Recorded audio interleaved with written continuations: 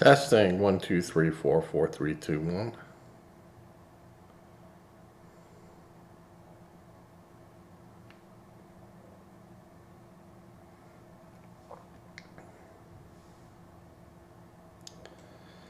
All right, let's go over here.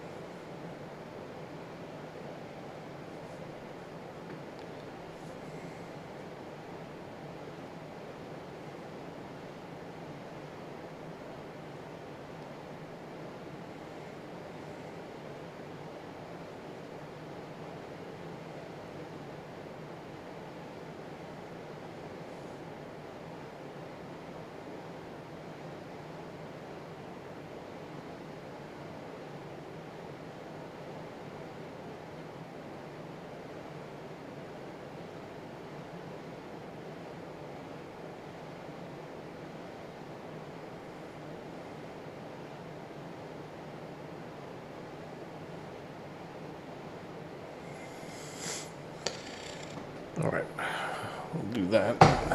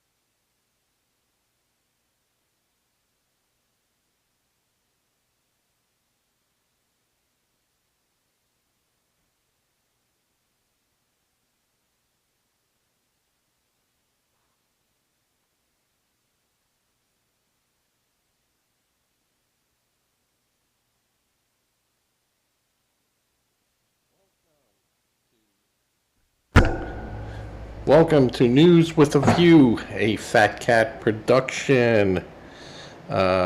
We are airing live, and my name is John Acosta. I host this program. Today, as I do almost every one of my podcasts, we discuss things that are going on in the news, and I take the news from both the liberal media all the way to the right. And what I can tell you so far, except in very few cases did I find that the information was not the same from each group. With the exception of the one ABC News report. It was a news show. It wasn't a news report. It was an entertainment news. CBS had the same problem. Fox had the same problem. They were sued. And that's what happens. Taking the news in, and then it's the words used after the fact that then define the narrative. And that is where you have to really be careful. The noise you're hearing in the background is my air conditioning system, because it is hot out and I wasn't going to turn it off. News with a View is a Fat Cat production. You can find us on YouTube at youtube.com/@ John, JOHN, FATKAT,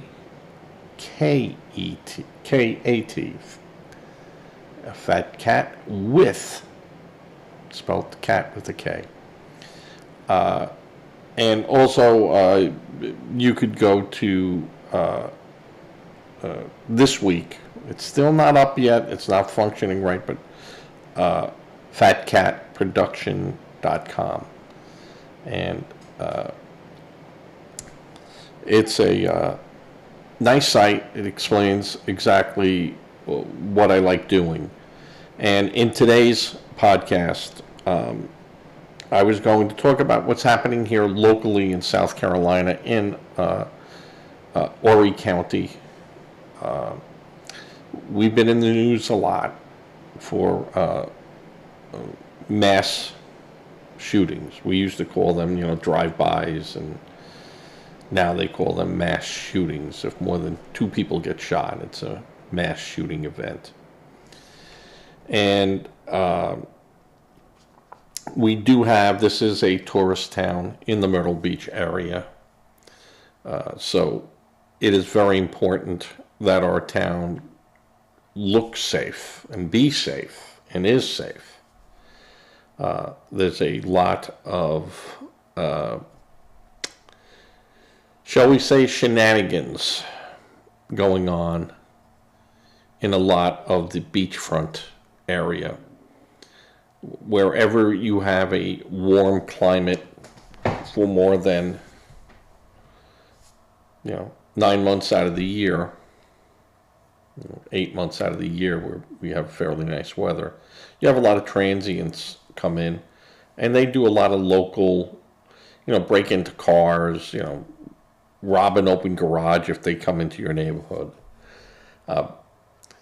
Things of that nature. They panhandle. We have just as many panhandlers down here as, New York does per capita. So that is a problem. But the bigger problem that we have down here is drugs and gangs. There is a lot of gang activity here. they don't reach out into the general public other than, selling drugs on streets and, in the major beach areas, because everyone down here is basically armed to the teeth. And you will have a very bad day taking on a lot of people here. You just don't know who's carrying and who's not.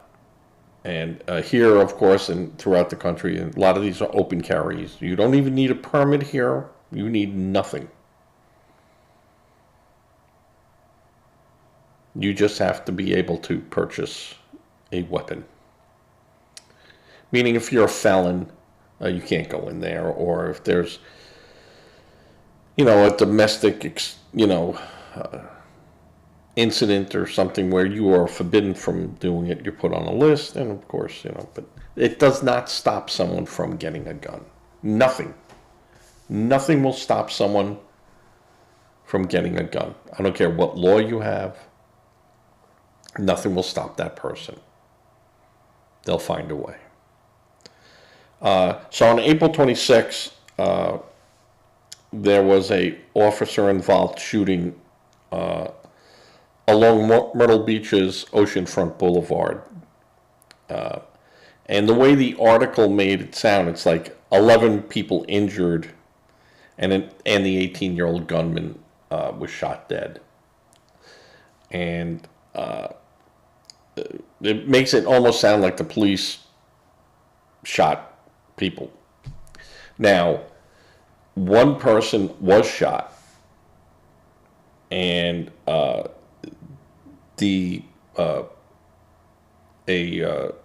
alleged innocent bystander was shot and hit by a bullet, and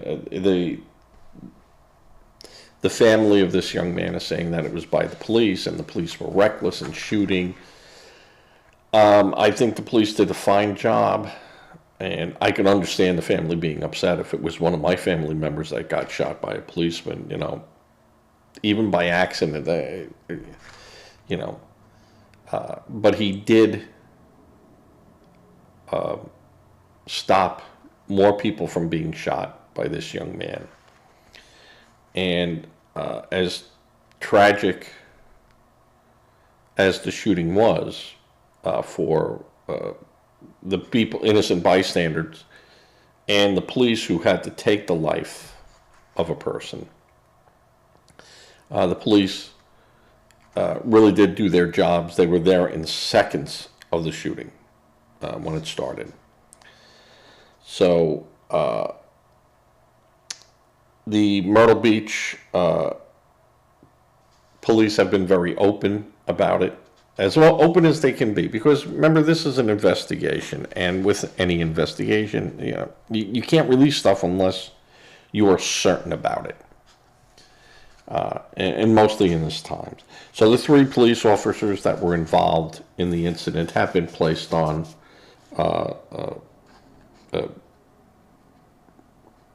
leave in the aftermath of the shooting. So Mayor Brenda Bethune, who said it was tragic for everyone. It's a tragic event. She said, "This is our home, this is our community, this is not what Myrtle Beach, and this is not what defines us." So the shooter,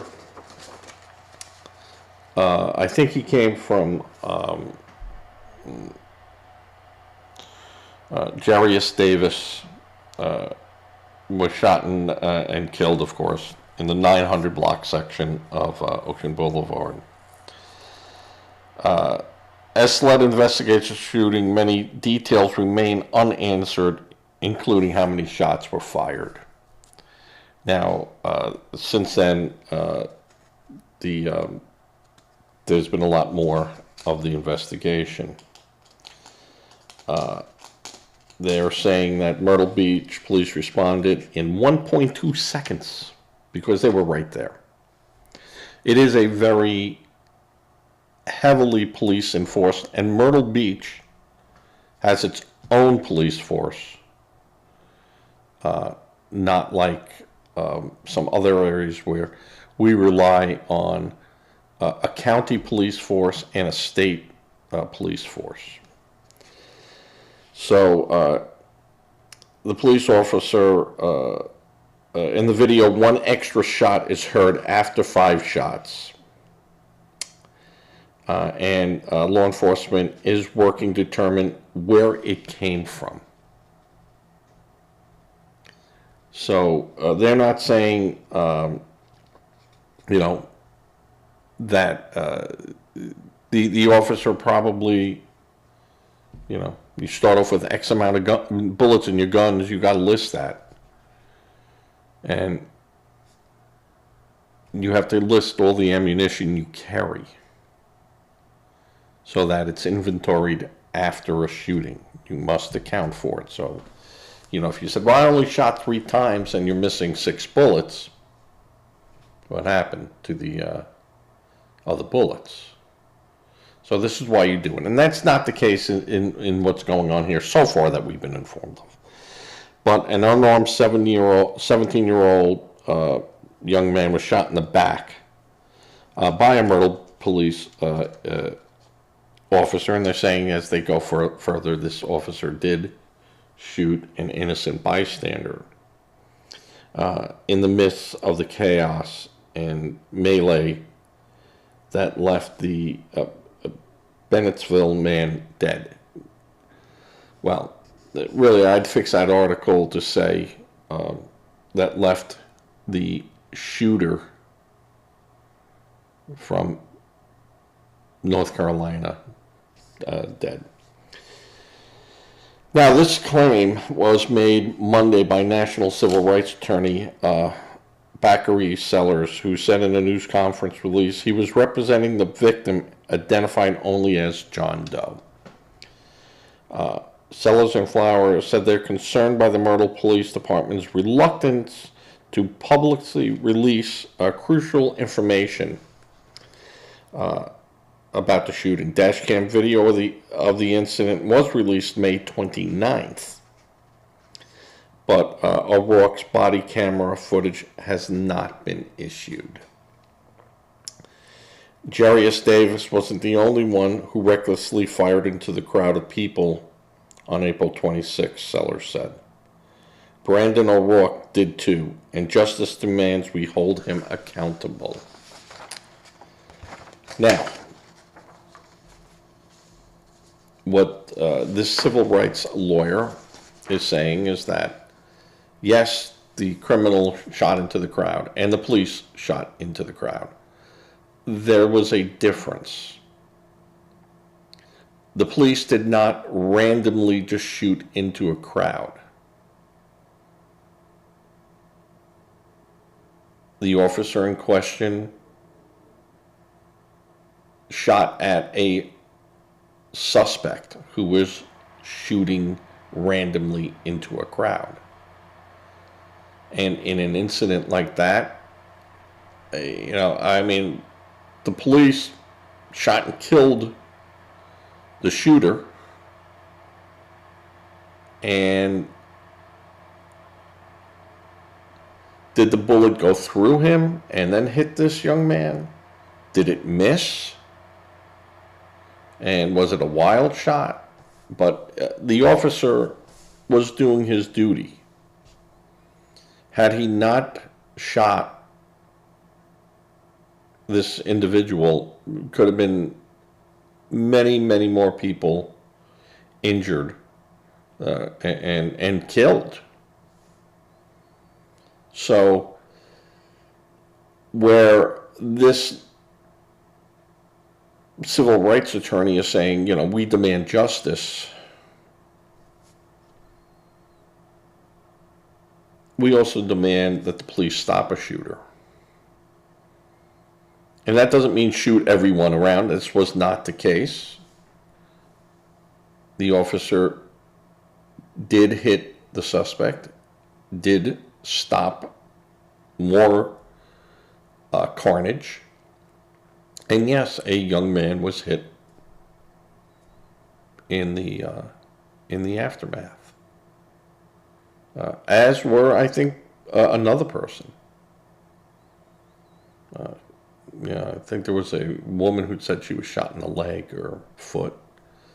And yeah, well, this is what happens in an active shooting. To say that this was, the police acting recklessly, I mean, that has not been shown to be the case. The officer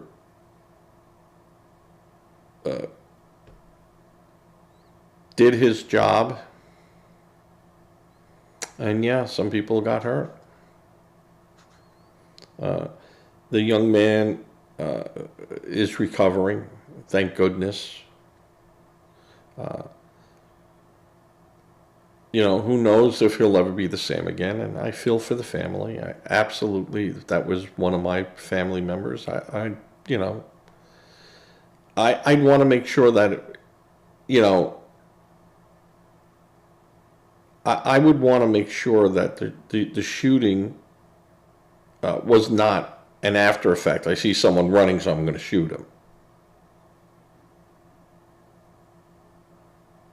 And if that was the case, which is not the case so far as we know it, then this was an accidental shooting in the midst of stopping an active shooter.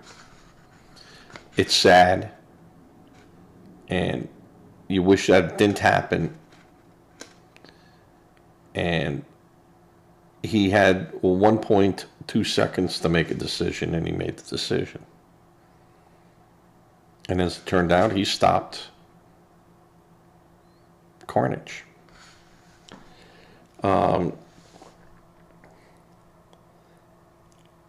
They knew that week was going to be a busy week because it used to be called the Atlantic Bike Week Festival. Then it was known as Black Bike Week, which, and then now it's known as something else. But even with the Myrtle Beach, which was the Myrtle's Inlet Bike Week that happened the week before this, the heavy police presence, state, county, local, and you have thousands of motorcycles down here, and most of the problem that happens with any of these rallies are accidents. I don't think there was any shootings or anything, robberies or anything like that during the Myrtle's Inlet Bike Week. I know there were arrests for intoxication and arrests, for fighting and things like that. But you bring 30, 40, 50,000 people into the area, or 20,000 people, how many as they come. Yeah, and alcohol, marijuana is still illegal in the state. And then the week before all this, we had a high-speed police chase through Myrtle Beach. It was for masked teenagers in a stolen vehicle who then, when approached, fled and then started shooting at the police officers as they were driving away. And again, guests from North Carolina during the Atlantic Beach Bike Week. So the two people were arrested. Actually, 4 people were arrested. They let 2 people go. And they only took a 17-year-old and a 20-year-old into custody for that shooting. Weapons violation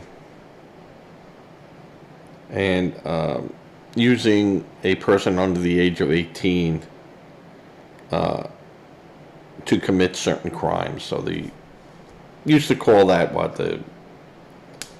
something to do with a minor, corrupting the morals of a minor. So that took place at 8:30 in the morning on a school day, racing through the town, and the police were able to chase them down to North Myrtle Beach, where the vehicle was then in an accident. People ran, but all 4 people were captured, but 2 are not facing charges and were released to state custody. So something along those lines, these people from North Carolina, a judge denied bond for the 2 people charged in the chase turned shooting after emotional hearing. One of the kids just kept laughing and thinking it was a joke.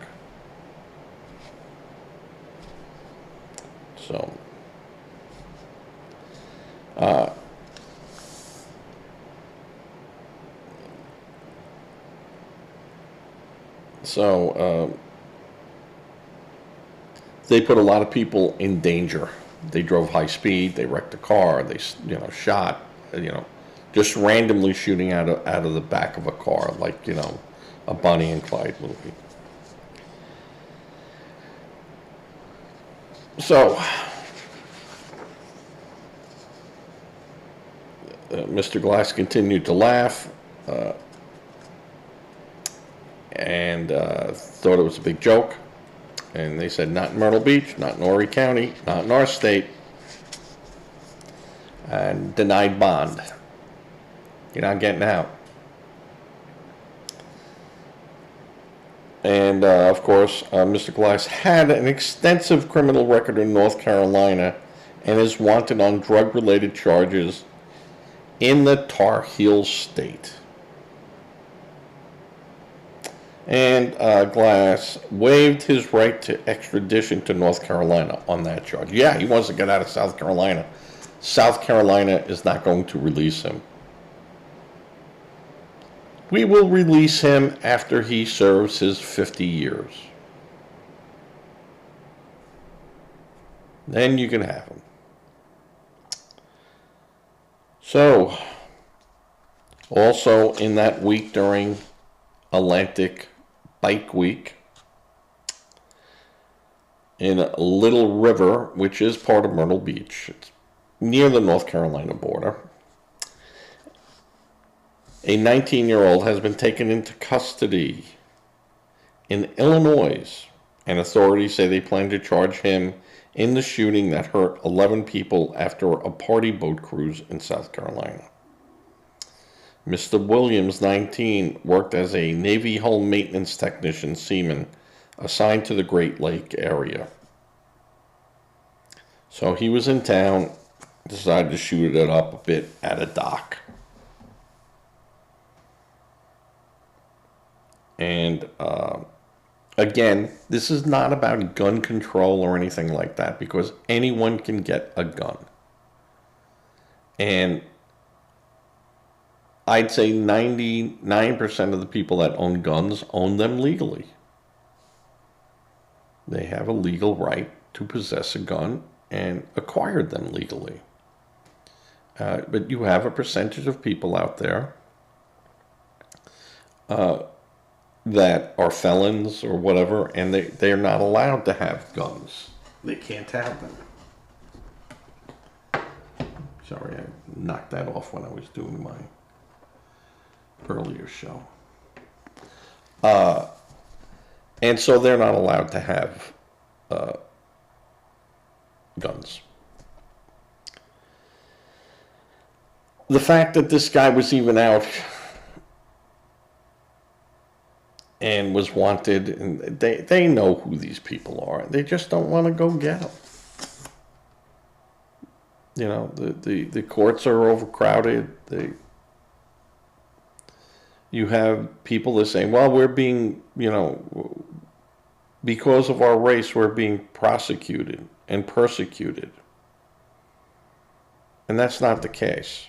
Now, the case of the young man who got shot in the back, who had allegedly nothing to do with any of the riffraff that was going on, he was just an innocent bystander, allegedly. And, you know, got caught in the crossfire. And it's sad, but that happens. In this case, there are two people involved in that shooting. And 11 people were wounded in that shooting. So at first they said 10 people were wounded by gunfire, mostly on the lower parts of the body. All right, I don't care where you get hit, you know, you got shot.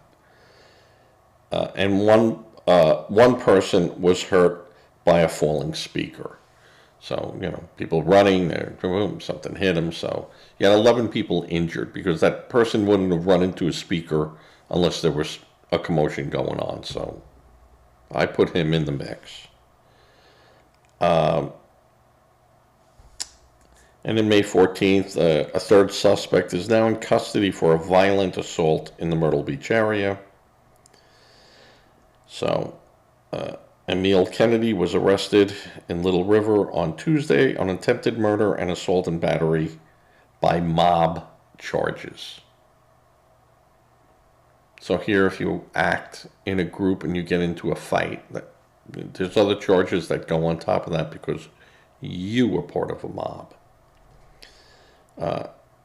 And the victim was found severely beaten inside a garage and covered in blood. Warrants state Kennedy punched the victim several times in the head and also stabbed the person twice. So it just wasn't, you know, I'm going to give you some parting hits here, and, you know, you're going to remember this. This is, I'm going to beat you, and then, for good measure, I'm going to stab you. And so, you know, he was trying to kill him. So two other people were arrested in the case already.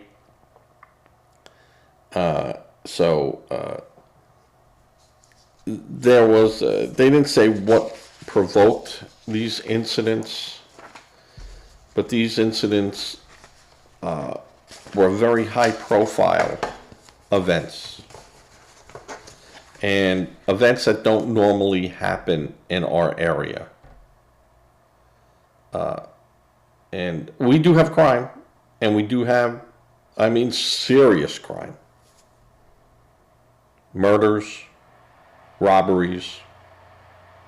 They're in the fringe areas, as I call them, but we've had murders of people just walking to their cars in, you know, shopping centers, Targets, and or people that are just found shot in their cars. And a lot of these murders go unsolved.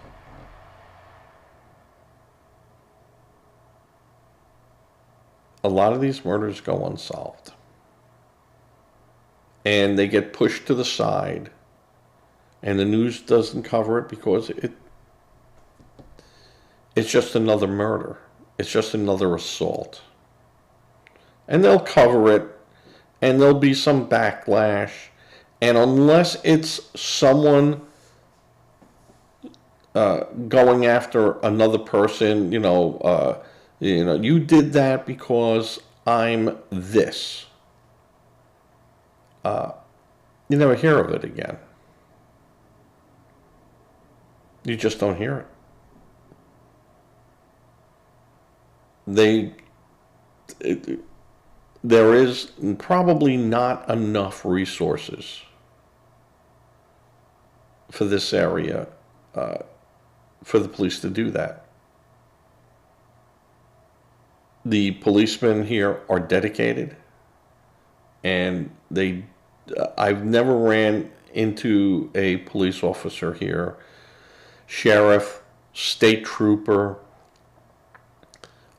county, where it was anything but a cordial interaction. I get pulled over. They ask for my license and registration and my insurance. Is this you, sir? Yes, it is. Oh. You know why I pulled you over? Nope. I lost my ability to read minds when I got married. Ha ha ha ha. Yeah. Okay. I clocked your 45 in a 30.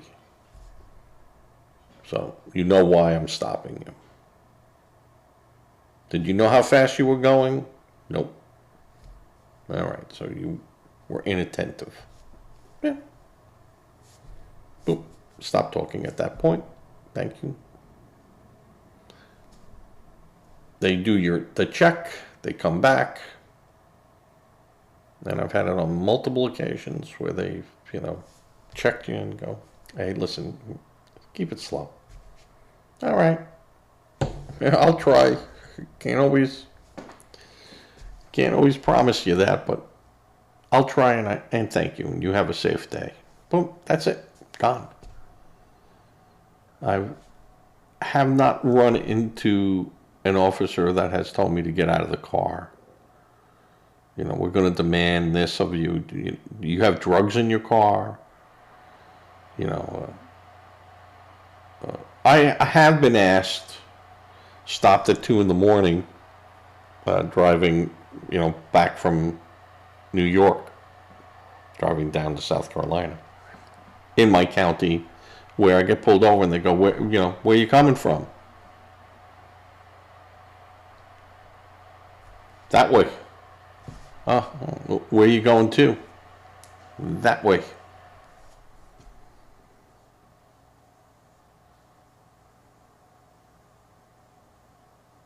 Well, have you been drinking tonight? Yep. I drank a lot. Man, did I drink. And I go, now, finish the question. Were you drinking alcohol? No. Lots of soda. Sweet tea. All right, you're going to be wise ass. Well, no. You asked the question. And here's the question. Why are you detaining me? Well, I saw you squiggle a little bit, and and you take a look at that road? And then, okay, boom, and that's it. But that's about the most confrontational. Now, of course, I'm a fat old white guy. And I've gotten pulled over in Maryland at, again, I think it was like 1:30 in the morning. We had left, my wife and I left the casino. And we didn't play there. We wanted to eat in that steakhouse. They have a very good steakhouse there. And I pull out, and I had to get all the way over to the right lane because the 3 other lanes all were mandatory to make a left at the light. And I didn't know that, so I got out there and I had to jiggle. I used my signal and I got over there, and all of a sudden I see blue lights, and I go, oh, police got someone. And I go, oh, they're right behind me. Police got me. Boom, pull over. And the sheriff comes out, deputy, and goes, you know why I'm stopping you? I said, I have no idea. And he goes, well, you pulled out, and then you quickly moved into that right lane. And I go, well, yeah, because when I pulled out, it didn't say these 3 lanes must turn left at the light. I saw the arrows, and I put my signal on. I moved into the right lane. And he goes, well, I saw you pull out of the casino. And I was like, yeah, okay. And he goes, well, you're in a pickup truck. It's 1:30 in the morning. It's a Friday. You got a girl in the front. You know. And I'm like, really? That's your profiling? I said, the only way that could get worse, deputy, is if you were to tell me I was black. And he looked and he goes, well, I could see you have not been drinking, sir. And I go, was this what it was I was stopped for? And he goes, no, I just saw you, move over like that. And I said, I scooched over. And he goes, what? And I go, scooched. It's like a Yiddish term to scooch over. And he goes, yeah, right. I pulled you over. I'm mandated to run your name, your truck, everything. Right? At this point, I go, I don't know if you're mandated because you pulled me over for drinking, and you saw that I'm not drinking, and you don't really have a case here to look at my ID any further than you did. But he did, and he came back and he just said, hey, have a good evening, thank you. But you have to know your rights, and I have no problems with people exercising their rights. Biggest rights you should exercise when stopped. And mostly if you know you're wrong, or you did something that you shouldn't be doing. Always exercise your constitutional rights. They protect the innocent, they protect the guilty. But it's your rights. And you have a right to give your rights away. Don't give your rights away. If you're in a car and you're stopped, and you know you've done something wrong, you know you did something wrong, other than a speeding violation, or you turned, or you didn't use your signal, something along those ways. It's not going to escalate as long as you don't escalate it. The worst that happens is you get a ticket, you go to court, and I didn't. I just was thinking of getting home, but no, I'm guilty. And but can we make it not a moving violation? Help me out here. And they might look and they go, and you clean record and everything like that. Yeah, all right. We'll put this here, and that's what you're going to plead to. And that's it. But if you have been drinking, or you have drugs in your vehicle, or you robbed a bank, I would recommend to you that you exercise your Fourth and Fifth Amendment right off the bat.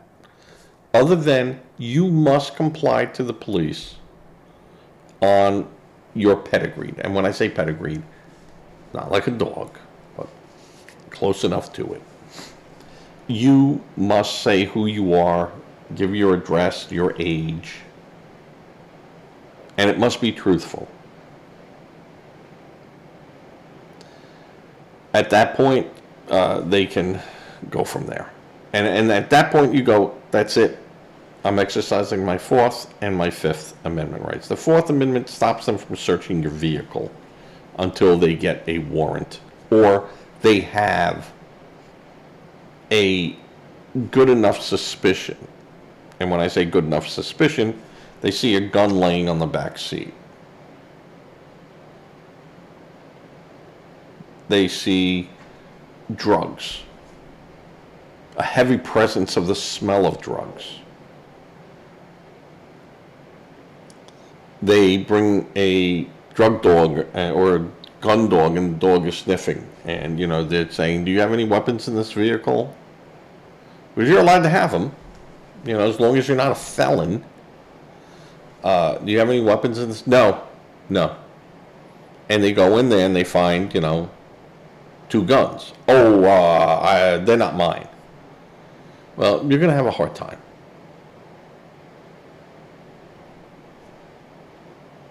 You're going to have a hard time. You could also take the approach to, yeah, I have a joint in here.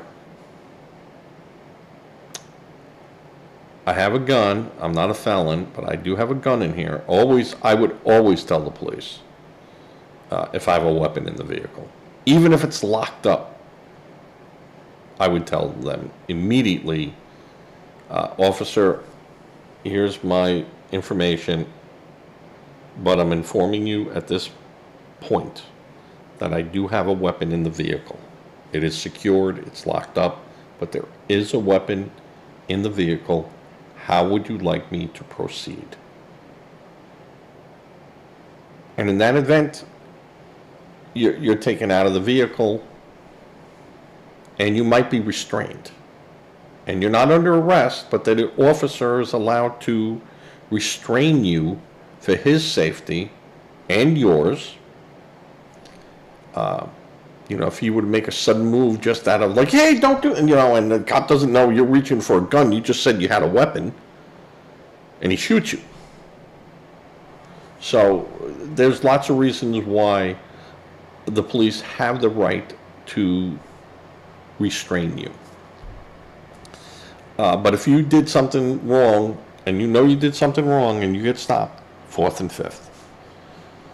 Because at that point, the police are forced to go through the steps. If you are pulled over and are drunk, do not take a sobriety test, a field sobriety test. No one, drunk or not, will ever pass that. They're meant to fit. But if you do decide that I will take a non-breathalyzer test, and the officer goes, well, I'm going to have you follow this, and you show me the whole test. Show me what I have to do.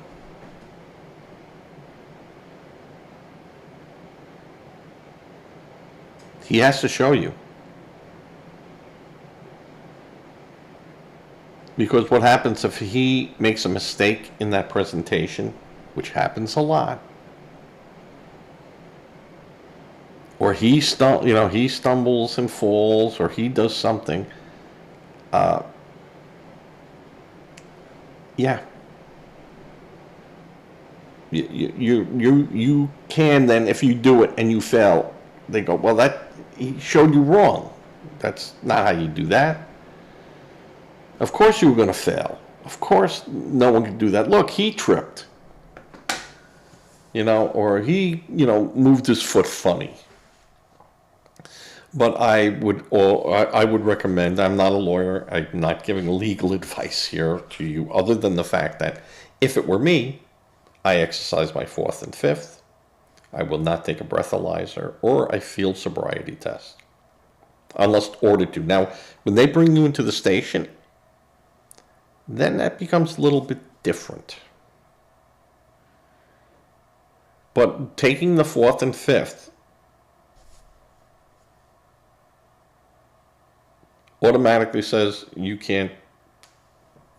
If you're going to take blood from me, it's got to be through a court order.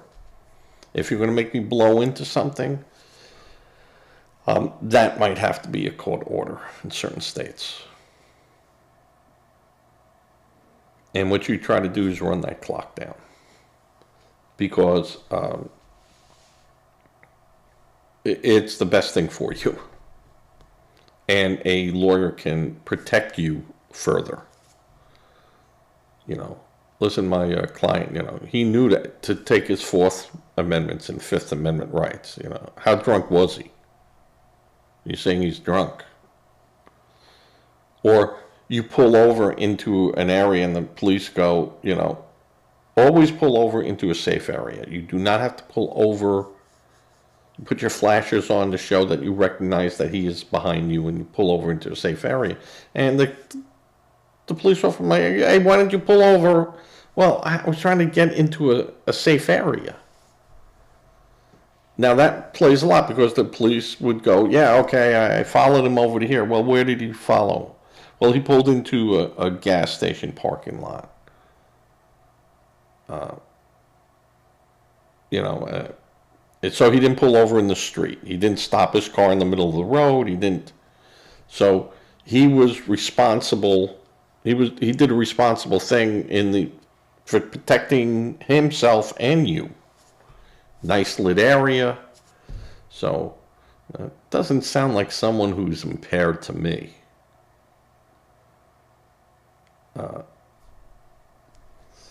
So there's a lot of reasons why.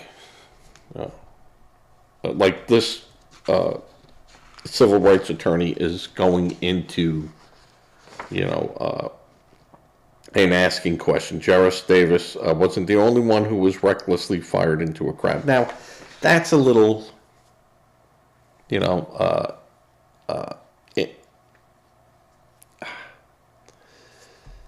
that's a little bit much. But no one was indiscriminately shooting. The police were not indiscriminately shooting. They were shooting at a active shooter. And like I said, unless in that case, the Boulevard shooting, where the police said, "Oh, I see someone running," bang. Yeah, then that officer could be in a lot of trouble. But in the course of the bang, bang, bang, bang, bang, and one of those bullets went that way instead of that way, that's not going to be reckless. That's going to be, yeah, stuff happens. So, and that's what's happening in the Myrtle Beach area. A lot of police news. Not something normal that I would report on because I normally report on national issues. And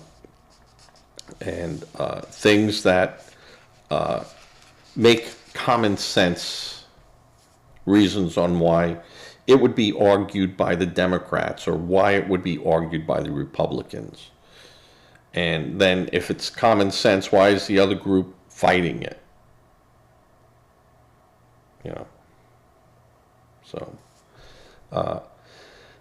in national news that I'll touch on, and I will do a show on that probably tomorrow, will be that the president has asked the Supreme Court to step in and allow him to fire VA workers.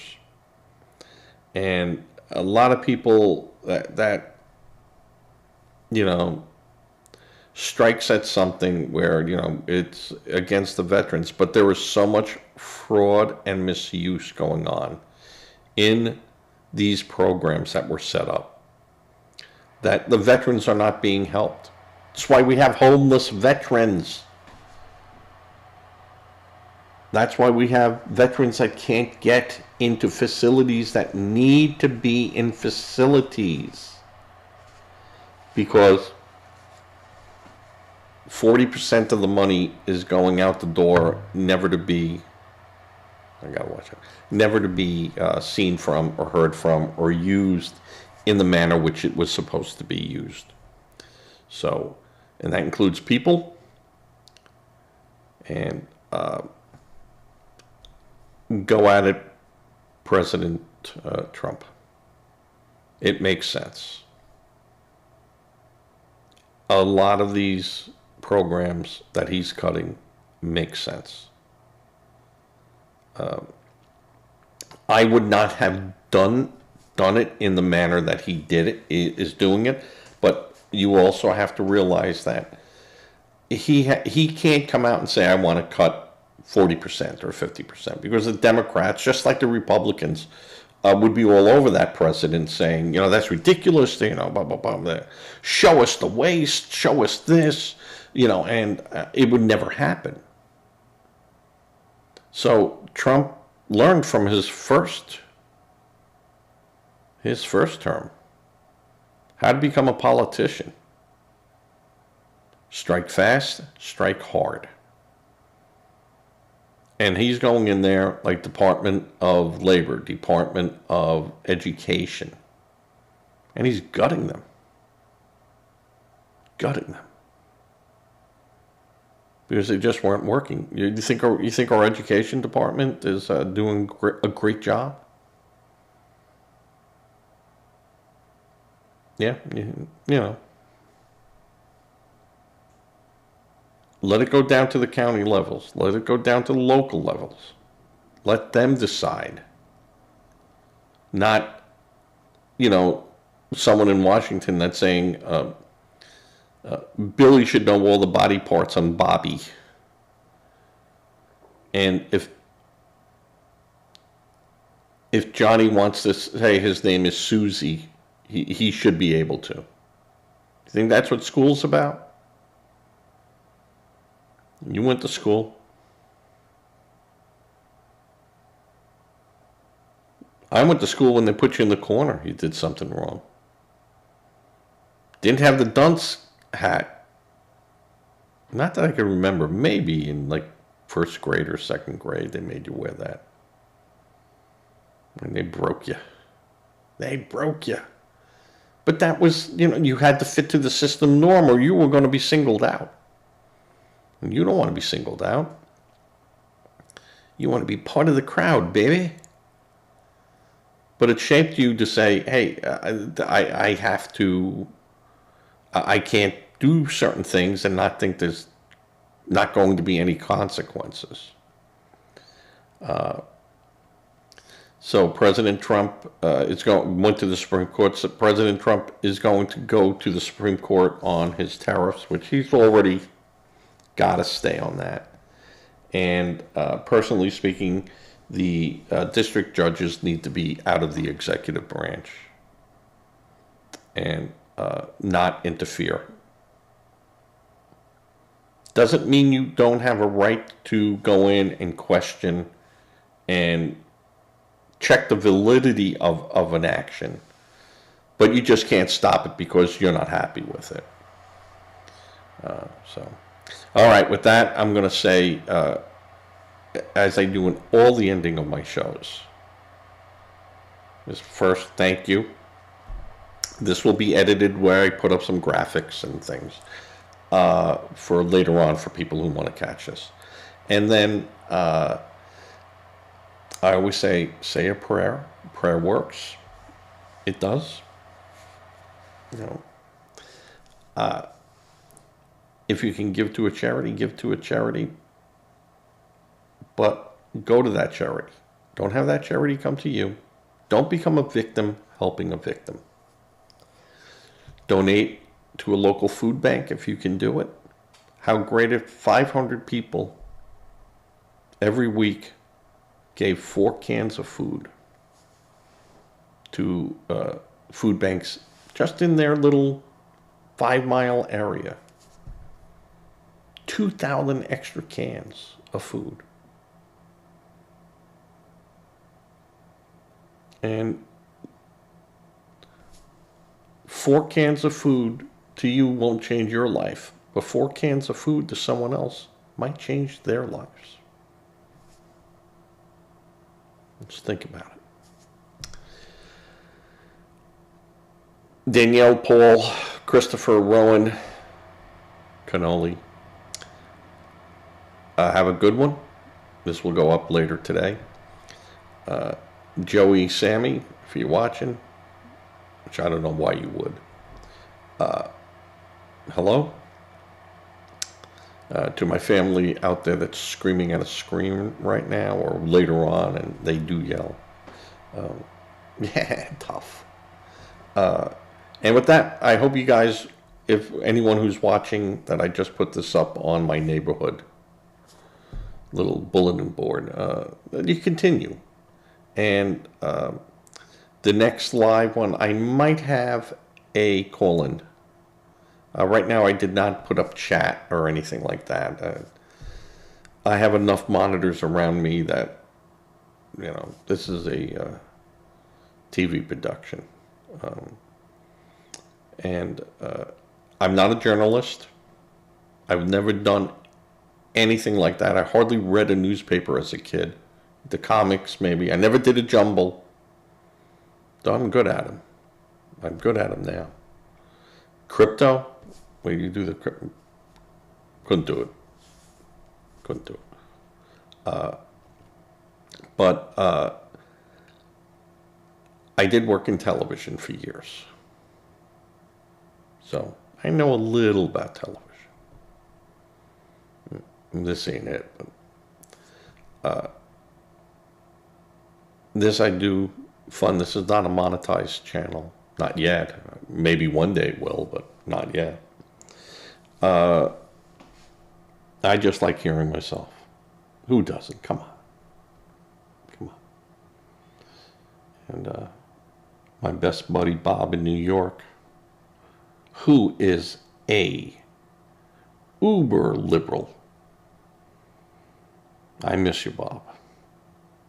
Oh, we'd have laughs and jokes, and we'd call each other horrible names and laugh. But a lot of good exchanges. All right, with that, I'm going to say good night, goodbye, as I fade to black.